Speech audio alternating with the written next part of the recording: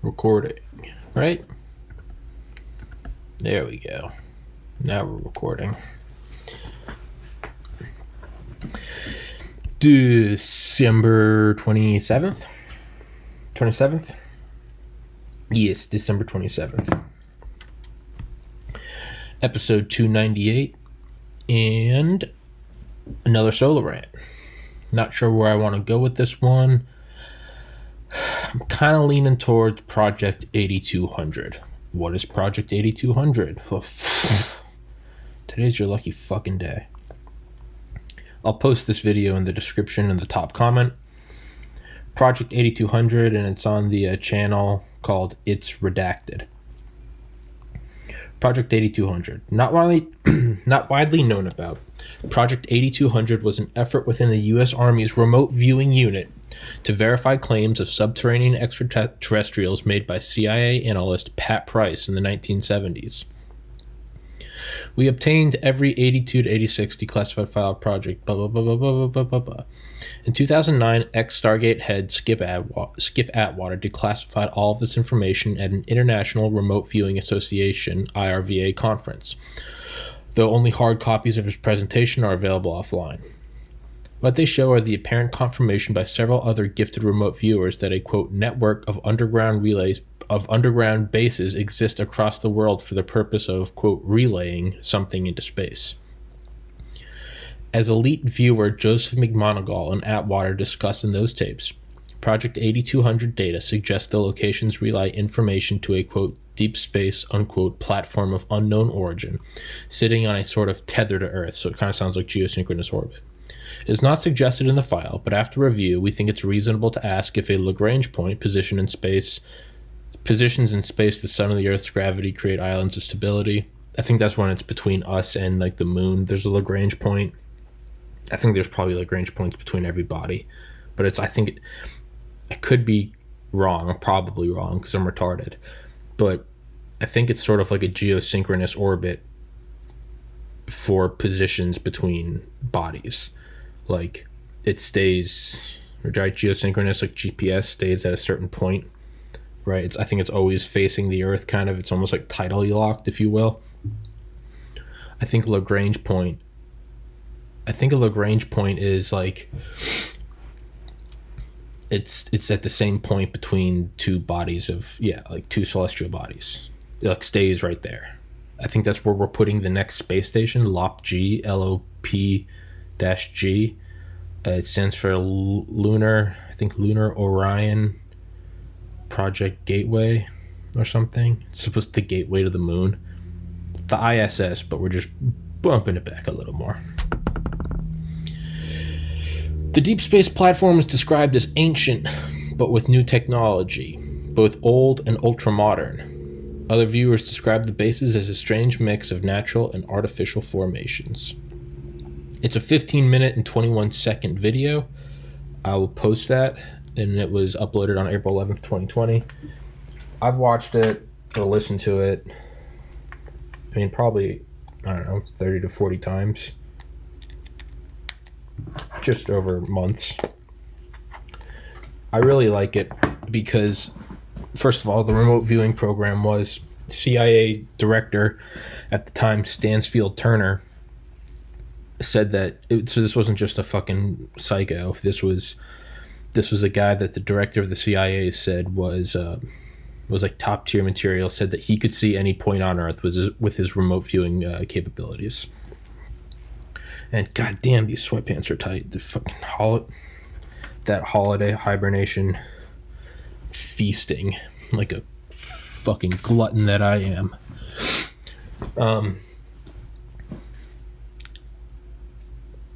So he said that Stansfield Turner said that this guy Joseph McMoneagle said that Joseph McMoneagle could see anything on Earth at any time. And I think Hal Puthoff, who was like who's like a forefather of like plasma physics, who I think worked at DARPA, maybe not, maybe one of the major labs. He now works for Tom DeLonge's company, To the Stars Academy. But Hal Puthoff, he's a Nobel Prize, I think, candidate. I don't know, he might have won one or two too. But he apparently gave over the project to Skip Atwater. I don't remember when. It was at SCI, I think, whatever that stands for, SAIC. He gave over the project to him and said something along the lines of like, I think like the paraphrased quote is like, "You might be interested in these underground alien bases." Yeah. And so what this thing is described as is that I'm not banging on all cylinders today. It's described as this system of these underground bases on at least 4 points over the world, and I think they're under like 4 mountains on different continents. It's Mount Perdido, that's the one I always remember. Mount Hayes, I think that one's in Alaska. I don't know where Perdido is. It sounds like South America. Inwangani, it sounds like Africa. Perdido sounds like South America. Inwangani sounds like Perdido sounds like South America. Inwangani sounds like Africa. I know Mount Hayes is in Alaska. And I think there's one more somewhere in Asia. But they say it's underneath these big alien bases. These are not my words. These are his, or they are my words, but not my ideas. These are his. These big alien bases that are like very 2001: A Space Odyssey-ish. Like ultra advanced but ancient, which just means they're that much more advanced. Because it's these things that are old as shit, but are like light years ahead of anything we have. And what this guy, Joseph McMoneagle, said is, he said that they are not benevolent or malevolent. When he first saw them remote viewing, he thought that they were bad. He said it was the same feeling of like putting a snake in a box. Like the snake's in the box, it can't harm you. But you know the snake's in the box. You put the box across the room, like it can be taped shut, but like if you know there's a poisonous snake in there, like, you know. But he said upon further remote viewing that he said there was no evil in it at all.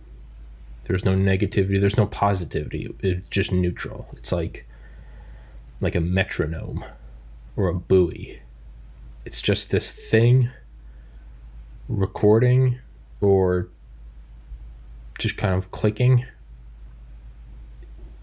you know, like a bouncy ball that never loses energy, just do, like a windmill, whatever. It has no agenda. It's just, actually, those are all horrible examples. I think buoy is the only one that's a good example or analogy. It's just sending data. Now, where is that data going? Who's that going to? Maybe there's a nefarious thing with that, you know. If you just have a buoy out there, the buoy is not necessarily evil. But if you're using the buoy to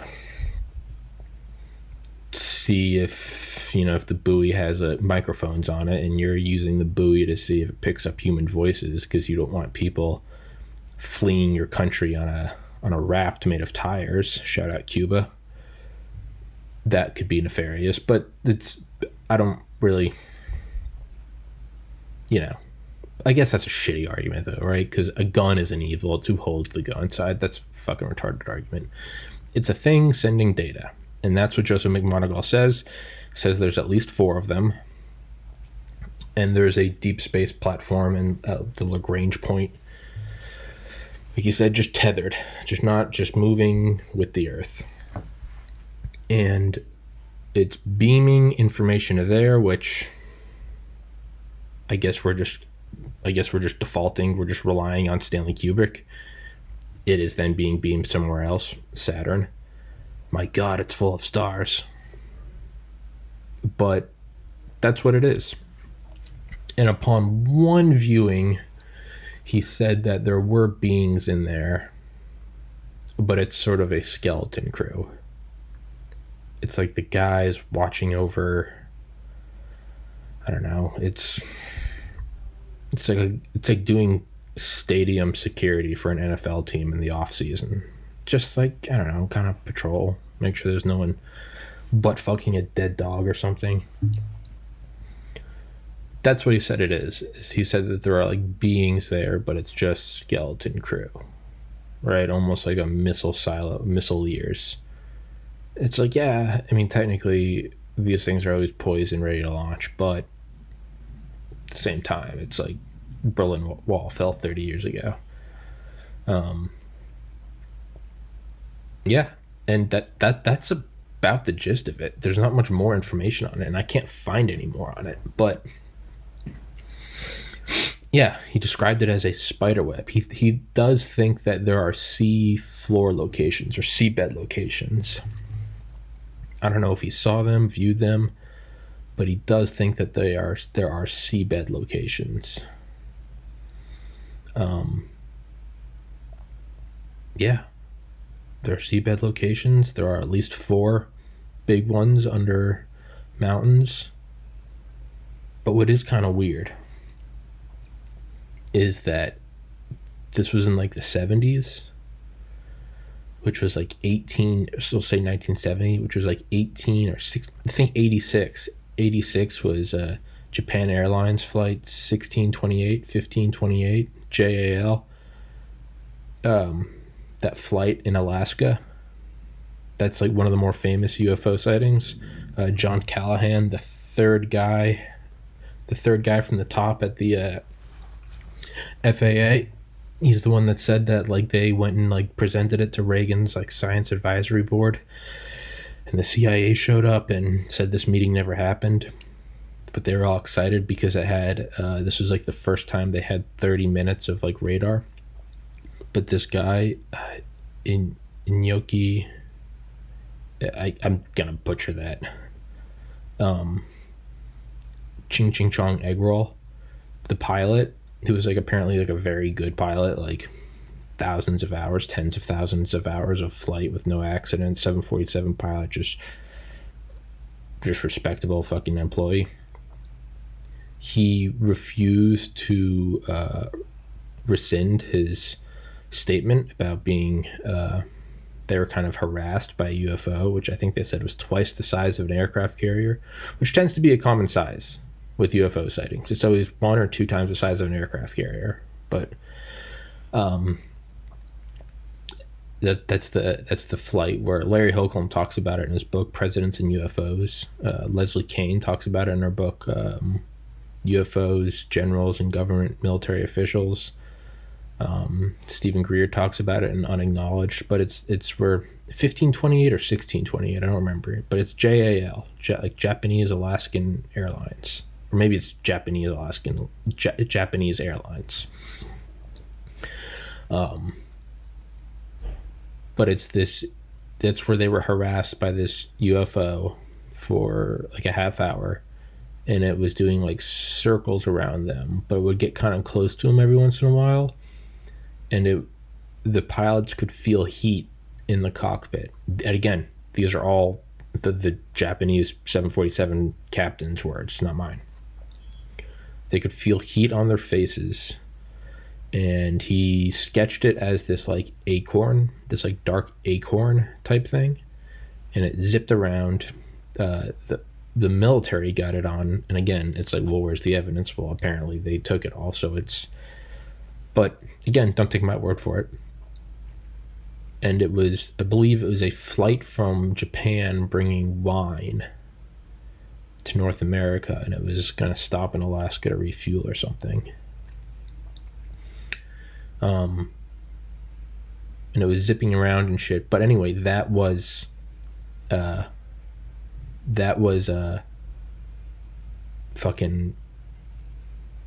right near Mount A's, Alaska, or whichever one's in Alaska, Perdido and Wingani, I don't know. That was right near, it was like within like 100 miles of it. And apparently Joseph McMoneagle said that like these like these underground bases, and again, none of this is like my wild speculation. This is, they may have speculated, but I'm just repeating them. He said that like they operate, I guess they have like their own like magnetic field or some shit. I get McMonagall's words or Skip Atwater's words, I don't know. Within like 100 miles of each location. And then sure enough, that's one of the things reported by the JAL pilot, was that like shit was just kind of fucked up. So that's a little weird. And not only that, so another thing is he says that they were linked together, whether that's by like fiber optics or some other technology. Again, I am the king of like wildly speculating and not citing sources. I'm not doing that right now. These are all this guy's claims, the head of the remote viewing program, or the head viewer at the remote viewing program, Project Stargate, which is funded by the CIA to the tune of hundreds of millions of dollars. They used Joseph McMonagle to find Soviet subs and to like sketch the mechanics or the outline of like Chinese nuclear trigger devices for Chinese nuclear weapons. Like this was at the top of like shit the CIA was doing in the Cold War, like insane shit.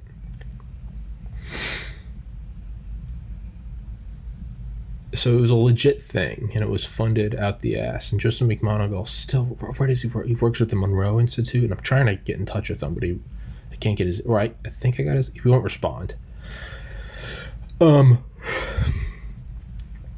he said that these things were sort of linked together, and then, like I said, all beaming to the deep space position. In my mind, that's kind of like the outline of like a satellite dish, right? You have like the focus thing, and then you have the big dish collecting everything, but it's the 4 underground bases around the world beaming to one thing. That's a big satellite, right? Rest in peace, Arecibo. But yeah, he said it was beaming out to there. And he thinks they're subterranean bases, and he said when viewing it, he said, I think his exact words, or paraphrasing, is time is a difficult thing, meaning he can't get a read on it. Flipping back and forth between ancient,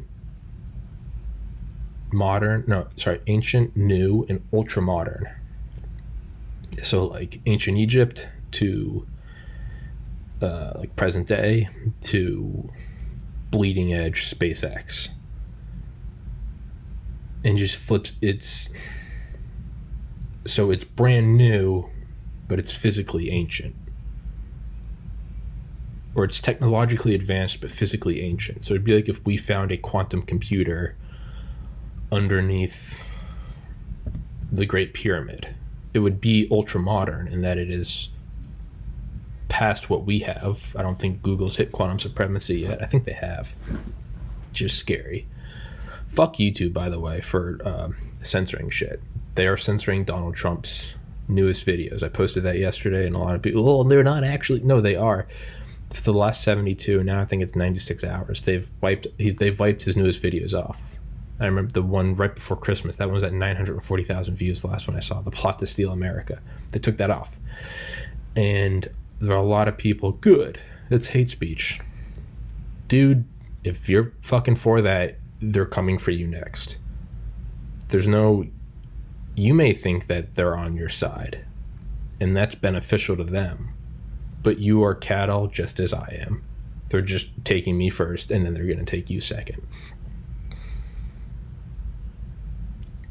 Anyway, I'm going to try to keep this one at Project 8200. But no, fuck censorship. You can't fucking do that shit. It's whether it's an episode with me, Ted-Eye, and Dale, and Don the Pleb calling for an armed siege of DC, or whether it's me and Roger Williams talking about the history of transistors and vacuum tubes. Once you lay the foundation for censoring, it will slowly go to everything. How does it start? Alex Jones, easy target. this guy's saying that we're interdimensional aliens. He's saying Sandy Hook wasn't real. But once you can get your foot in the door, now that they're doing it to the United States, they're doing it to the United States president. Like, dude. But at the same time, I do think that they're a private company. That's the hypocritical kind of humble pie I got to eat. I think they're a private company. I think they're allowed to do that. It's just not good. But they're a private company. It's, if I'm all for the free market, then the free market will then replace YouTube. I guess this is put my money where my mouth is, which I am. I've uploaded the entire library of TPC to Rumble and to BitChute. I was going to put it at Vimeo, but they're trying to charge $60 a year for standard definition and $240 for because standard definition, the whole library is like 240 gigabytes. HD is like 2 terabytes, so I'd have to do the $50 a month, which I'm not trying.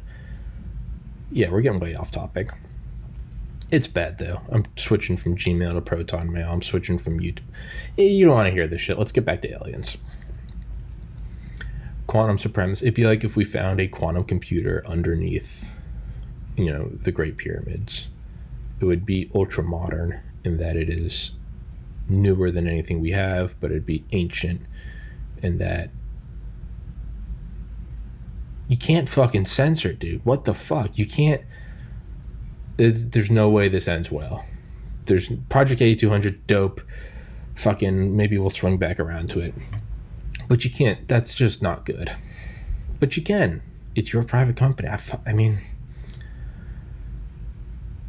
is this just my own hypocrisy, right?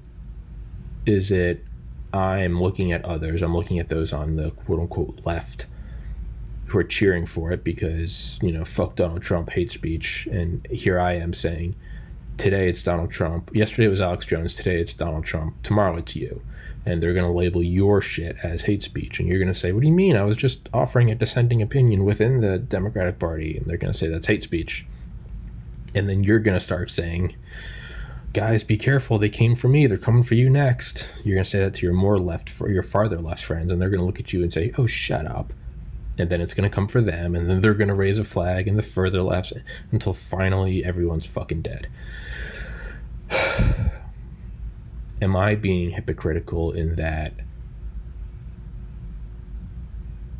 I'm saying you're only for it because it's against the guy you don't like, Donald Trump?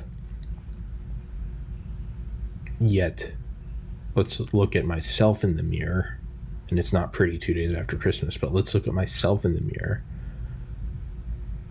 And am I against this because it's against, they're for it because it's against their guy, they don't like Trump? Am I against censorship only because it's against my guy, Trump?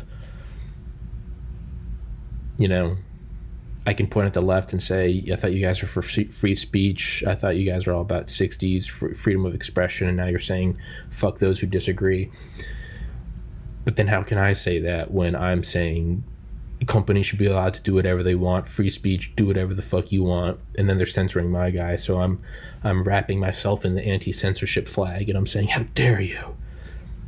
But if they were censoring Antifa or fucking whoever, would I be saying, let's just be real, how much would I be coming out and saying if they were censoring AOC because they said that she is or Ian Omar, because let's say YouTube is far right and they were saying she's promoting she's promoting the fuck is the word, tachia, the tactical lying, like pronounced or practiced in the Quran. Point being is, what if they said that she, or whatever, let's not even go into religion, let's just say it was AOC or Bernie Sanders, and they were like, these are like communist agents, and they were and they banned them and they wrapped it up as hate speech. Would I be passively just thinking to myself like, it's probably not good, but whatever, fuck them? would I be as passionately posting on social media that you can't do that because first it's them and then it's us? I would probably be quiet. I would probably be quiet. Not like actively like I'm gonna shut my mouth. I mean, like, I would be quiet in that, like, when I'm sleeping, I'm not trying to be quiet. I just happen to be quiet. I just wouldn't give a fuck, right? I'd just be like, eh. And then if someone brought that up to me, would I just jump behind they're a private company? They can do whatever they want. But because it's against Trump, I'm standing in front of the you can't censor. I do think censorship is objectively bad. But if they're not allowed to censor, then what? Am I for? Because what is censorship normally related to, like, government force or government power. But if they aren't allowed to censor, who would do that? That would be the U.S. government stepping in and saying you can't censor. But then now that's the U.S. government coming in and telling a private company what to do. That's the same, like, infringement of, like, freedom that I'm arguing against. No one should be able to censor because that's a big power telling a little power what they can and can't do. But if the U.S. government comes in and says you can't censor, that's a big power telling the smaller power what they can and can't do. Am I just a hypocrite? Am I just a fucking... Do I not actually have any cemented foundational views? Is it just like a Super Mario level? Am I just jumping from platform to platform, stance to stance, to promote my argument and my beliefs now? In 5 years, I might be far left. 5 years ago, I was far left. And 5 years before that, I was far right. And 5 years before that, I was far left. Is this just where I am right now? In 5 years, am I going to be saying, it is hate speech? Or more ironically, are the people on the left saying they're a private company? Is that just the joke of it all? That now the far left is advocating for private businesses to be able to do what they want? Twitter, Instagram, YouTube. And now the far right. Man, that's a weird fucking conspiracy though, right? That's what Alex Jones said on his second appearance on Rogan, was that he goes further into it and he says that Trump is actually a deep state actor. He's part of the Uniparty. But traditionally, the right was like okay with censorship. They're okay with the government stepping in and saying like, oh, that's too much nudity or that's inappropriate. Whereas the left was like, tie yourself to the front of the bus or something. Like, everyone's allowed to have free speech. And so they played a card of like, what if we put someone like so reprehensible like Donald Trump in? You would then have like, they've shown they're okay with like government censorship. How do we get the left? Right? It's kind of like organic chemistry, like extraction, how you have to change the states of matter and use different things with different affinities and boiling points so that you can take this seemingly homogeneous mixture and extract different things from it. Not just like putting marbles in water and taking the marbles out, but like it would be like taking lemonade and somehow like getting the lemon and the water, which like you can do with organic chemistry. That's the beauty of science. Or the elite using Trump as a form of organic chemistry extraction, solvents and solutes, but as like a social solvent and social solute. Are they using him to extract it's like when you like vaporize a liquid, and then you put it in like a distillation chamber, and if I'm recalling correctly, and then you like turn down the temperature to where only part of the substance within that vapor is going to liquefy, whereas the other one has a higher boiling point or lower, whatever the fuck it is. And how you extract is that what they're doing? Are they shifting it so that you get the far left, the freedom fighters, the freedom of expression, free love, turn on, tune in, drop out? and then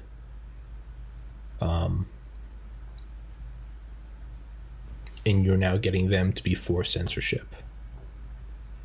This post about election fraud is disputed. This person has been banned for violating terms of service. This is inappropriate content. Episode 288 of TPC has been banned for inappropriate content. But they only banned the HD version. I just happen to upload, every once in a while, I'll upload 2 versions of a podcast because the Zoom file is a lot smaller. It's like an hour-long conversation on Zoom is like maybe 400 megabytes.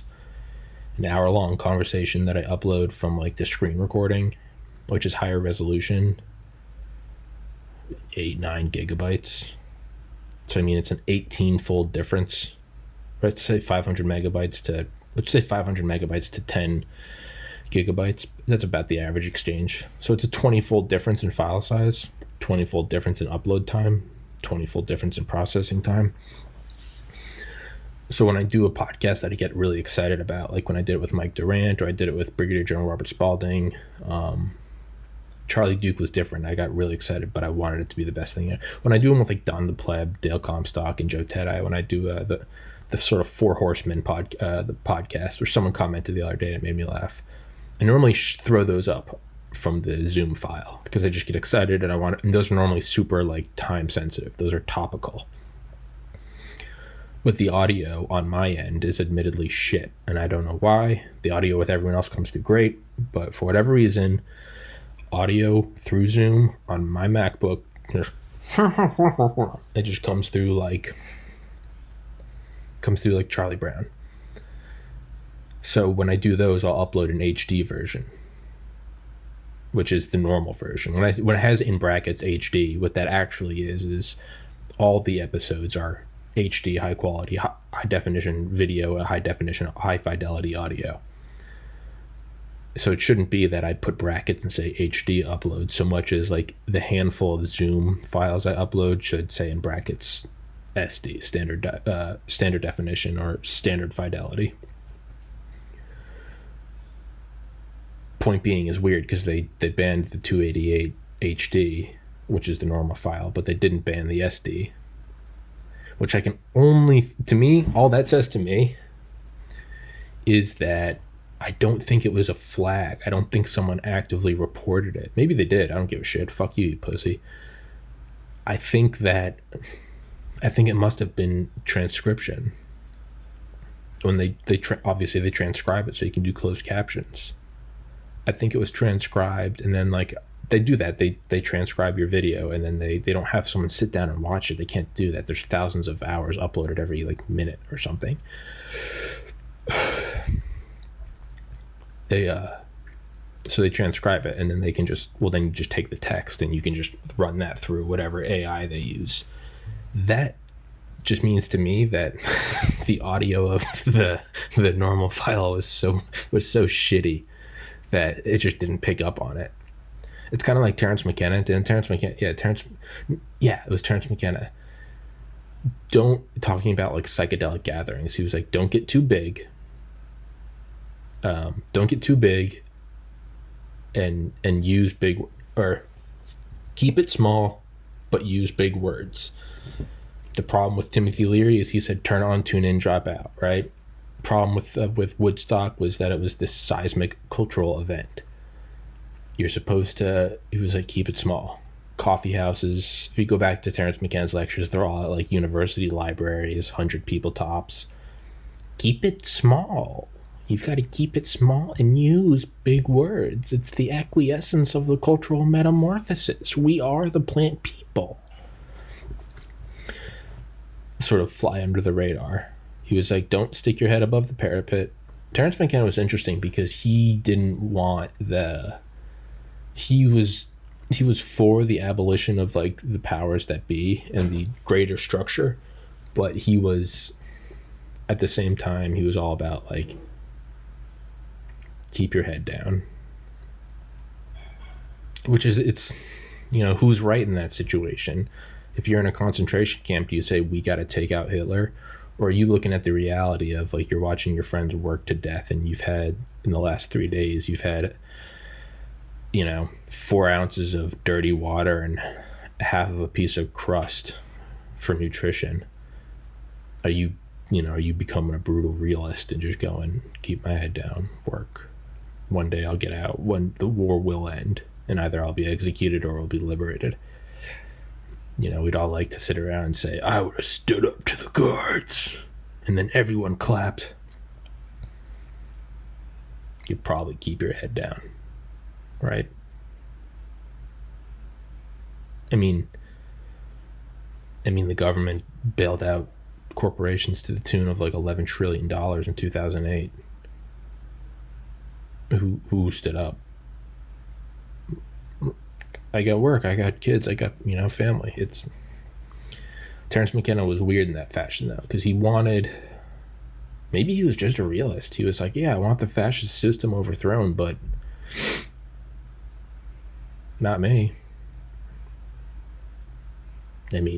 Being brutally real. Was he wrong? And then you can get into the argument of like, you're here once, like go into the halls of Valhalla, like fight the demon, fight the monster. Arjunas, who's it? Arjunas in the Bhagavad Gita, rise to the fight. You are here to fight. Don't go skulking into the forest. Like win or lose, you win. Because if you go onto the battlefield and die, you've still won. Or flip side, I'm only here once. Why not just go off into the woods, build a treehouse, smoke pot, and hang out with turtles and koalas and shit? I think they're both valid points. There's an interesting similarity you can see with Terence McKenna. Terence McKenna went out and lived in Hawaii. He had this estate, not really estate, he had a house in Hawaii surrounded by psychedelic mushrooms on top of this huge hill, all private. He had internet. I think he had wireless internet or satellite internet in the early 90s. Dude was pioneering.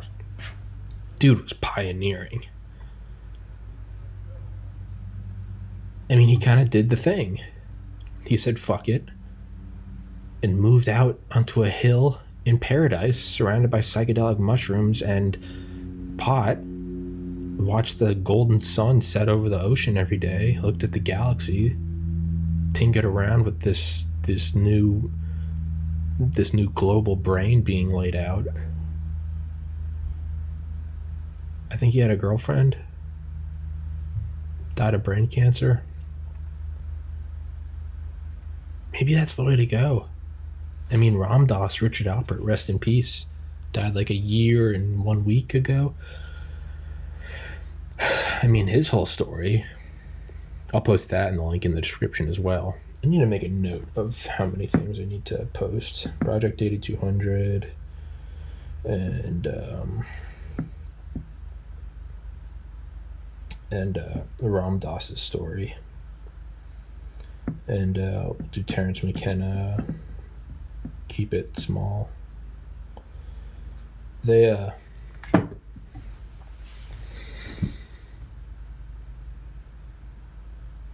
yeah, he I gotta go to the bathroom real quick. Sorry, not sorry. 38 minutes in. Okay. Yeah, I'll edit that out.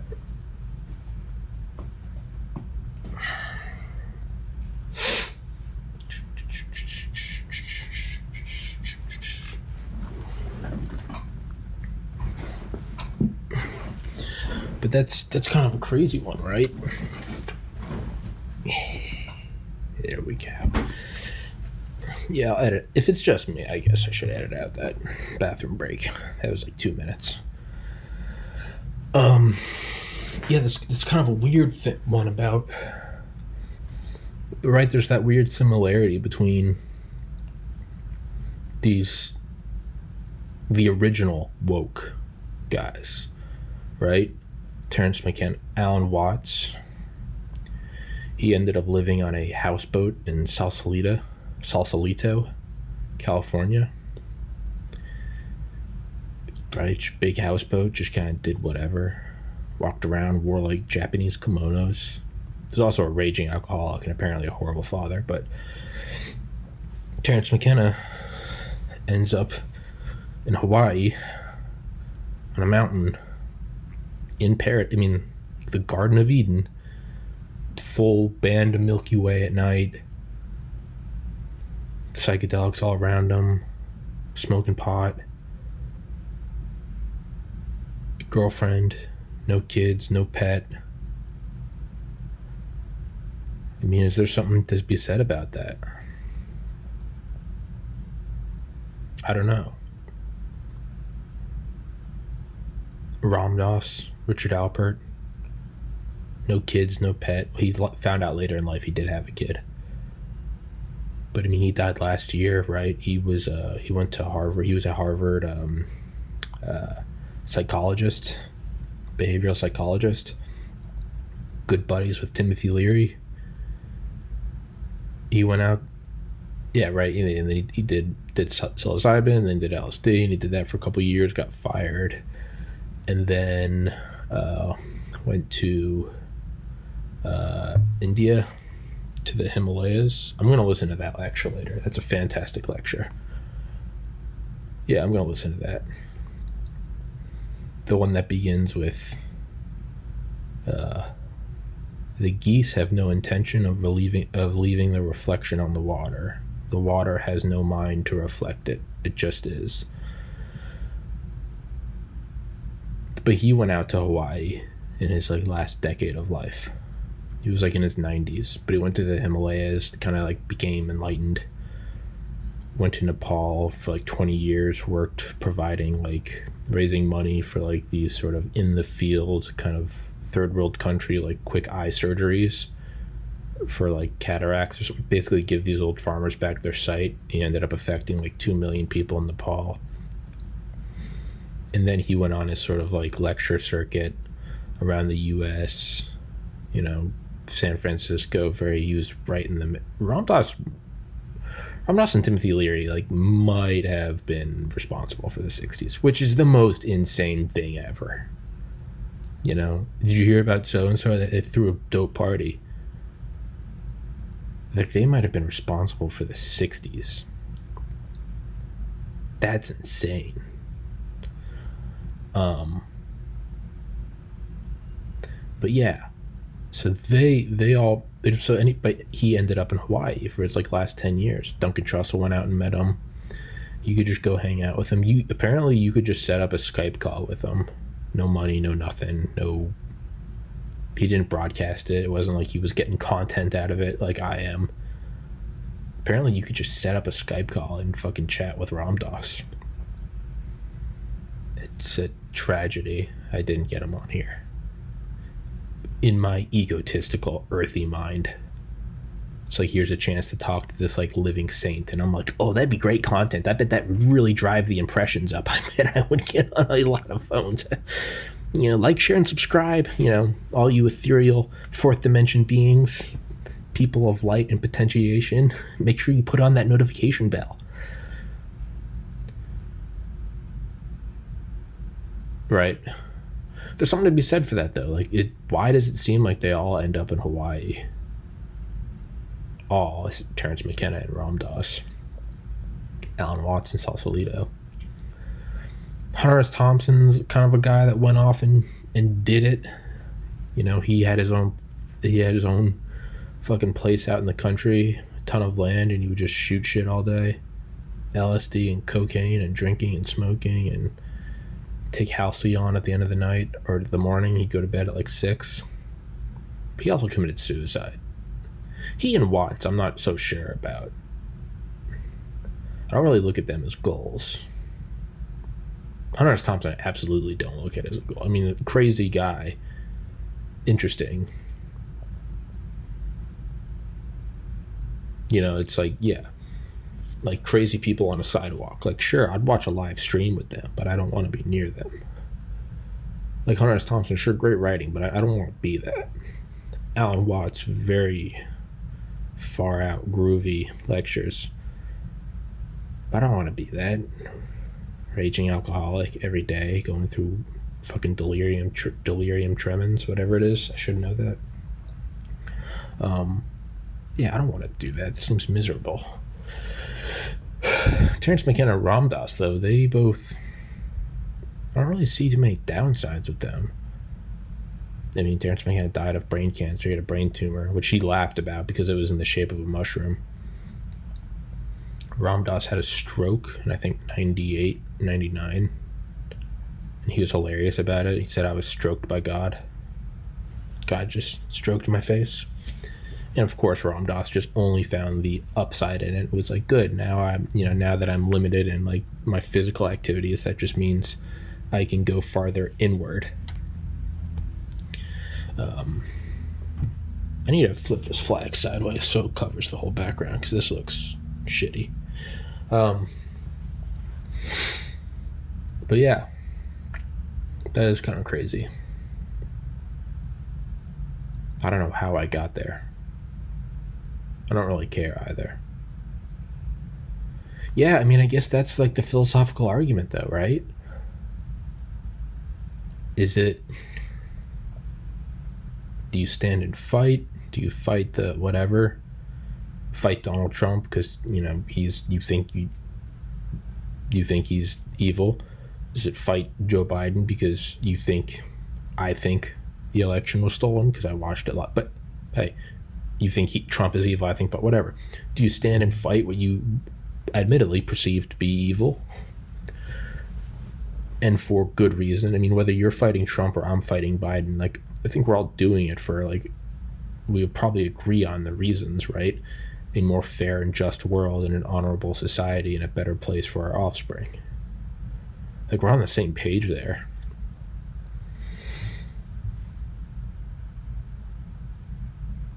Or do you just go out into paradise? I'm so torn on that. I think the move is, I think you stay and fight and then fantasize about paradise but don't actually go. Because what happens when you go and it's like not that great? Then what? Where else do you go?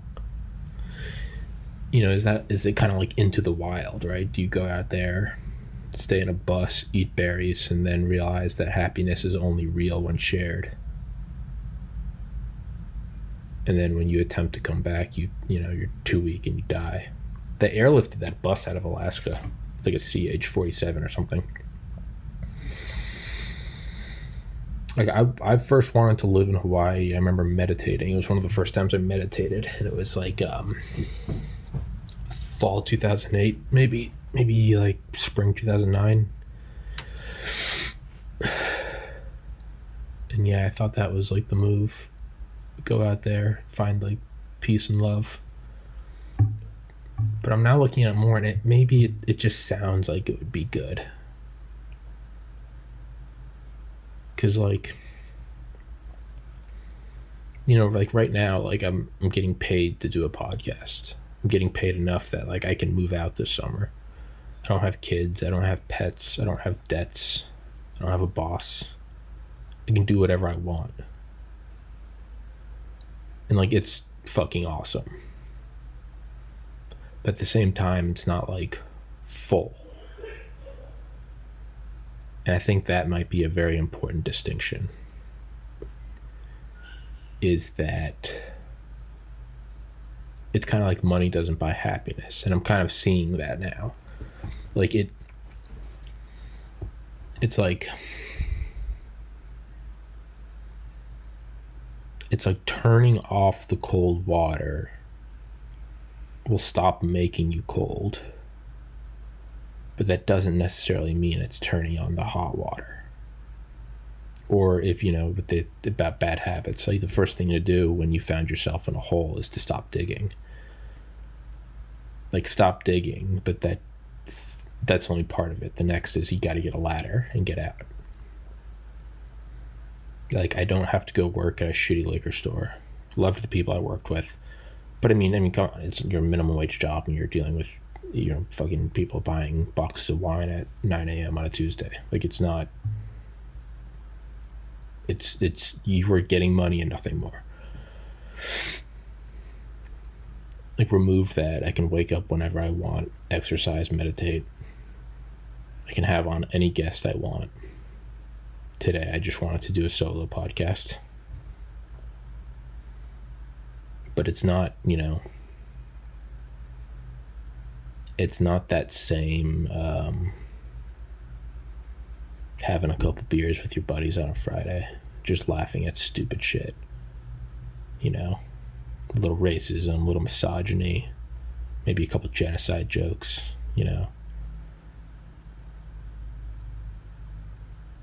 it's where you and your girls hanging out and, talking about some guy's dick. Because apparently that's all girls talk about. It shows how mature I am. But there's nothing like that. I think that maybe that's accurate. Happiness is only real when shared. Because, like, this is fucking great. I am my own boss. I wake up when I want. I do what I want. I talk to who I want. Or just myself. No one dictates, no one curates. YouTube starts moving some of my content, whatever, I just upload to another platform. It is freedom. But there are still, like, there's not that fulfillment of a romantic relationship. There's not that that relief of laughing till you're blue in the face with some friends playing Halo 1 on a 360, getting no-scoped with the Scorpion tank across the map on Blood Gulch. Like, or is this just like the winter blues talking? This is just coronavirus depression because no one can go outside. So I think, like, going to Hawaii, I think that's, like, great on paper. Or wherever your bliss is. If you want to go, those, like, magical pictures, those, like, little, like, winter wonderlands in, like, the Nordic countries. Or wherever. The Caribbean or Colombia or whatever, whatever's your bliss. I think that's good on paper. But I think when you go out there, is it everything? And I don't think so. It was the feeling I had when I got into med school. The feeling I had when I took the MCAT. I had already sent in all my applications. I'd got my letters of recommendation. I had done my shadowing. I had done my volunteering at hospitals. I had done my toxicology research. I had done this, that, and the other thing. And I took the MCAT, and I knew I aced it, even though I didn't get the test for a month. I knew I aced it. I just walked out of there and was like, that's done. I did that.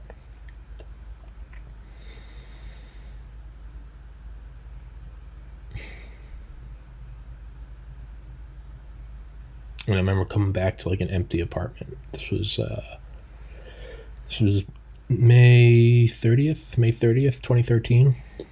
I think my roommate Chris was still there. But everyone had graduated like 3 weeks prior. I had an extra semester to go. But it was like kind of like the Mount Perdido alien bases. It was skeleton crew. It was summer in Athens. Got some people taking courses, not much. And it was kind of empty. And I remember coming back and I was like, that was 4 years of working. And it was going to be so great when I finally got in.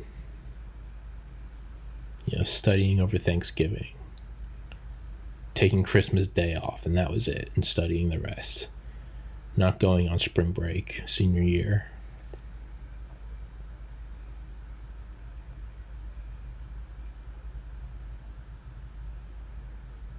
And just studying. And for everyone that thinks that this is some profound moment, it's not. I've already beat this to death in my mind, nonstop for 7 years.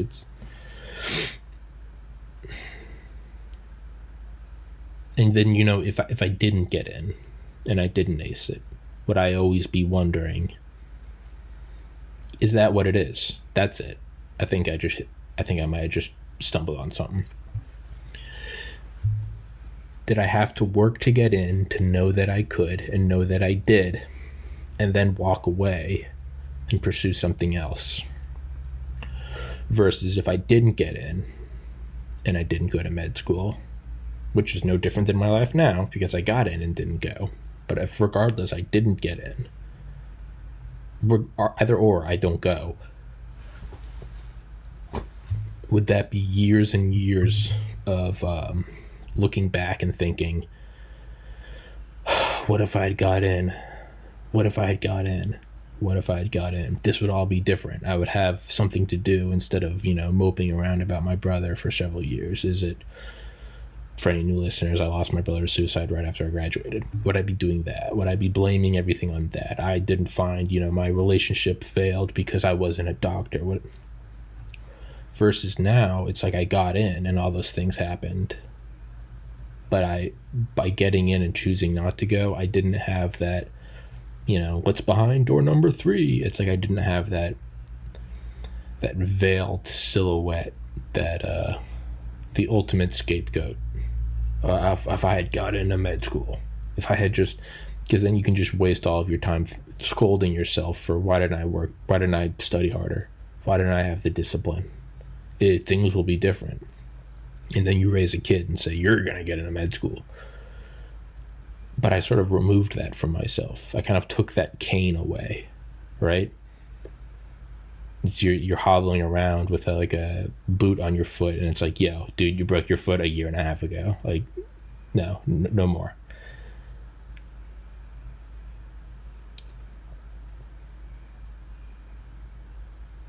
By getting in and not going, like, I can't lean on that.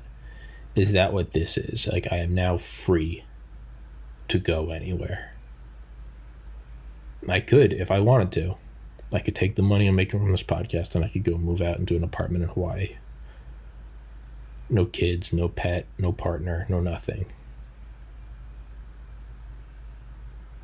But I gotta be honest, now that I can do it, it doesn't sound too appealing. Which is weird as shit. But it sounds pretty empty. I feel like I don't want to do it. And maybe that's it. Maybe this is just a repeat of med school. I have stolen that crutch from myself. Now, is that some higher self, some more enlightened part of my brain, the self behind the self, the witness, not the puppet, the I, the Brahman, the Atman, the Pada Atman? Am I removing those crutches from myself so that I can't lean on them? And thus I either have to stand tall or I have to fall through air and hit my elbow on the ground, metaphorically.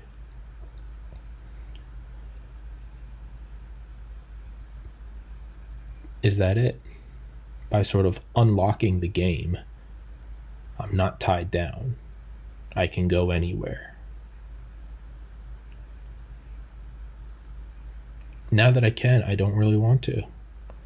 And I don't think it's just a case of like, now that I have it, I don't want it. Like the guy, trying to fuck the girl. Once you hit it, you're like, I don't think it's that, because as soon as you can't get it anymore, now I want it again.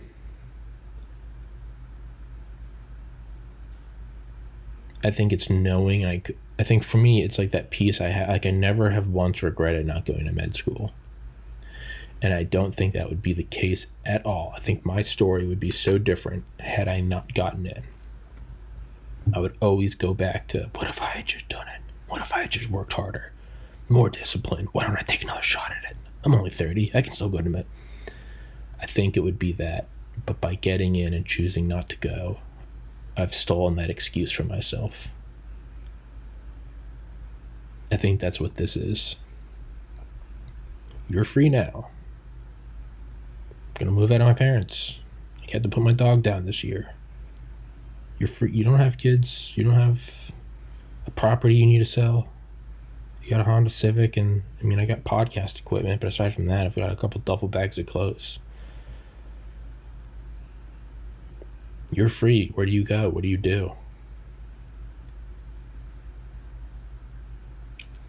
I think if I had gotten married and had kids, even let's say I'd gone to med school. Well, one, if I'd gone to med school, I'd probably be spending all of my time wondering what if I didn't go to med school? What if I had just taken the leap into the void and tried to make a living doing something I liked, loved, not liked? But now I'm in that reality where I got in, I got everything I wanted. I got in and I didn't go. So I could turn it down instead of having it turn down me. I took the void. I grabbed my balls and jumped into the void. I did the thing. I went for it. Not only do you have to have, how many people have the balls to go for it, and then of those who do go for it, how many people succeed? It's like I got into that percentile. How many people can say they have what I have now? But now that I have it,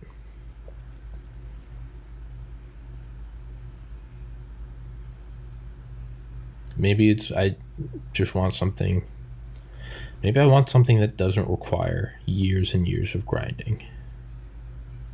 Maybe I just want like a simple human comfort, a cozy home, a fuzzy cat, a big dog, a girlfriend,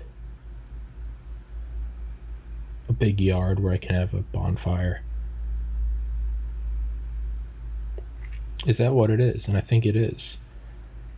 And I don't see it being filled with regret because, like med school, it's not, what if I just gone for it? Just gone out and done whatever I wanted to do. No, it's like, instead of wondering, what if I just gone for it? Just moved to New York, moved to Hawaii, solo bachelor. Well, no, because I now have that opportunity and I don't want to do it. I don't want to do it at all. I want something real. I want a relationship. I want friends. I want to laugh. Go to a stupid movie, go to a restaurant, and then bitch about how much it sucked.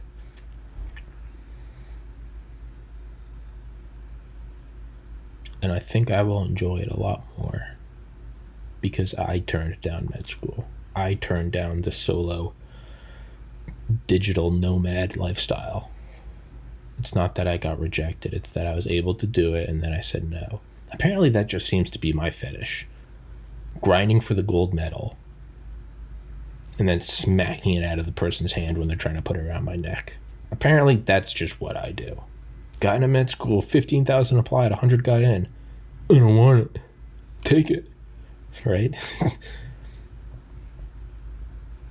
I made it. I got an investor. I've got a full salary on this, or will. You can do whatever I want. You can go fucking live in London. You go live in Berlin. You go live in... I don't really want it.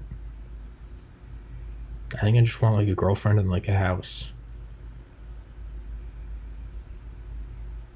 Yeah. Like it... video games are fun like chewing gum is fun. Like, you're not gonna find the answers to life in a packet of Bubblicious, but god damn it, for 30 seconds that grape tastes great. Blow a big bubble and then spit it out. And sure, you can keep going back for pieces, but like, that's not, holiday eating. Today's the 27th, December 27th, 2020. Holiday eating, like, I'm gonna eat so much pie and ham and casserole, and I did, and it was fucking great. But you never reach a point where you're like, there it is, I did it. That's fulfilling. It's fun. It's enjoyable. Go to sleep, take naps, lazy Christmas. But it's not, you never scratch the itch entirely. You leave it a little bit, but it's You know, it's like a shower. You get in, it's hot, and then, you know, when you turn it up a little bit after a couple of minutes and you're, oh, you know, that. Eventually you have to turn it up again. But even when you do, it's not the same effect. You're just chasing the dragon. Am I just chasing a dragon? Was it Purple Elephant, Purple Dragon? I don't know. I never did heroin. Randy Marsh. Oh, oh, oh, oh.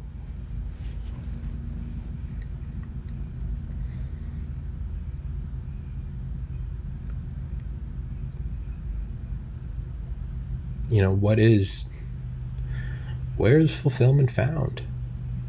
I don't think I think the idea sounds great. No wife, no kids, I just got a fucking penthouse in Honolulu. I have a Lamborghini, I have a jet, I can go anywhere. I mean, ultimately, it will just be where I am now. It will be another peak, another mountain peak I scaled. And you'll get up there. And then, as now, and as was acing the MCAT, you're sitting there single, alone, having not spent enough time with friends, thinking that you were going to find Nirvana or Shangri-La.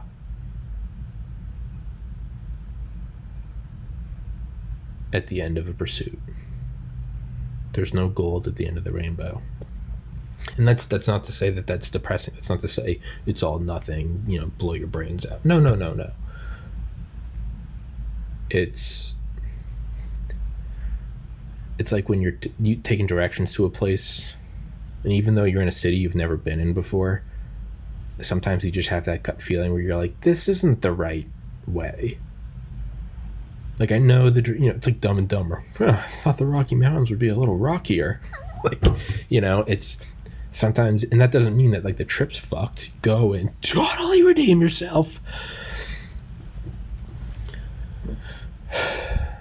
It's not that. It's just, you know, turn around. You know, into the wild. You know, happiness is only real when shared. Unfortunately, he was too weak to go, and he died in the bus.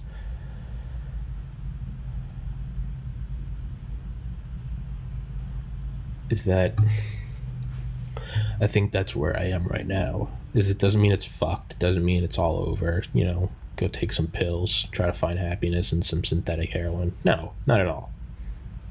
But it does mean that, like, it's like playing a video game and you're trying to find the edge of the map.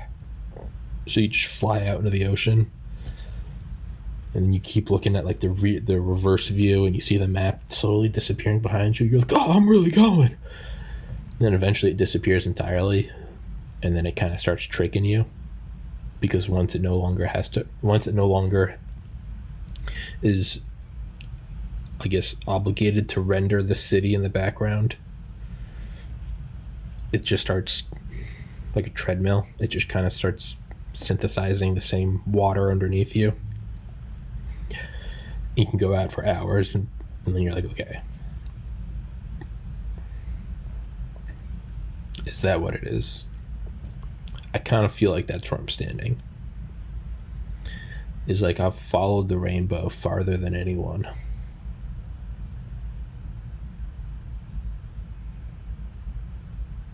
I think I saw med school at the end of the rainbow.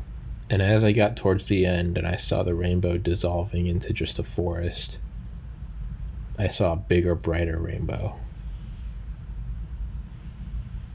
of making money doing something I like. And now I've reached that rainbow, and I'm seeing a bigger, brighter rainbow. Go get a mansion in some tropical paradise. I'm not buying it anymore. There's no end to the rainbow. So find someone to look at the rainbow with. Or don't. Go somewhere where there's no rainbows.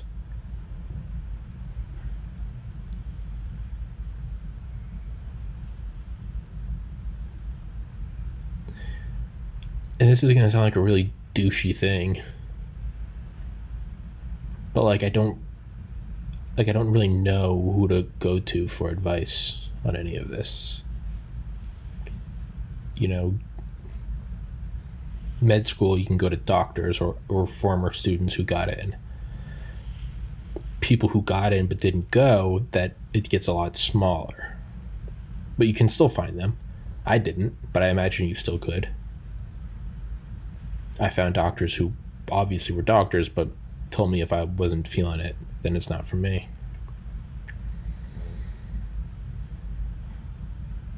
But how many of them went out to try to make money, having no boss, doing whatever the fuck they want, saying whatever the fuck they want, dicks, titties, retard, faggot, butt fuck a goldfish,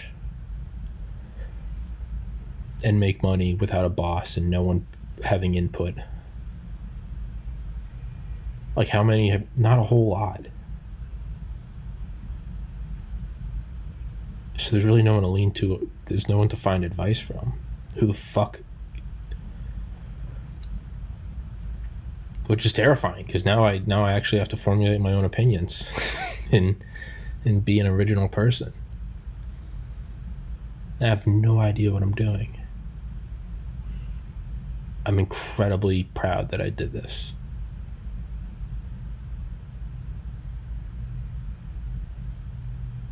And I definitely would not trade it for the world, because I do whatever the fuck I want. And the second that was taken from me, I would realize how much I enjoyed it. So I'm not forgetting how great this is. I am grateful for this.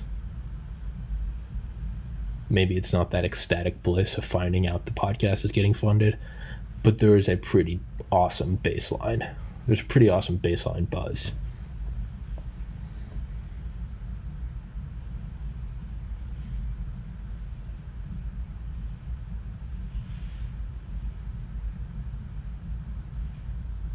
You know, it's like, how do you follow 2020? Like, you gotta have an alien invasion, right? You gotta have World War III.